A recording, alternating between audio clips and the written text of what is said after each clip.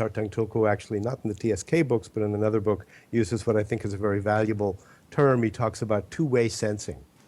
So whenever you're experiencing something in the world, there's also the one who's experiencing, and it's very helpful to be able to look in both directions at once. So I think there's definitely an overlap there. What I would say, given the way you just described it, and I realize you're not an expert, but we'll go with what you said, is that there's an assumption, or you start with the idea of saying, well, we have to understand this self as the one who knows, and in TSK, because you really are trying to question assumptions, you'd say, well, what's the evidence? What's the that's not really right. It's not exactly challenging in that sense.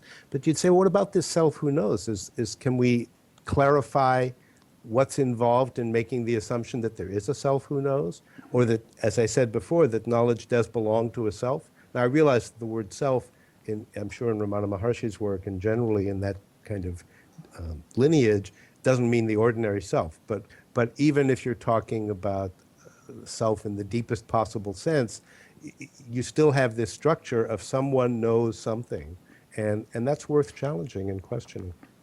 Cool. So I guess then an essential element of TSK is that you just don't rest on your laurels. You're always questioning your assumptions, and perhaps, and of course, with so many of us, there are so many things that are assumptions that we don't even know are assumptions. So it must be a continual process of identifying things which we've been taking for granted, which really aren't necessarily solid and need to be questioned.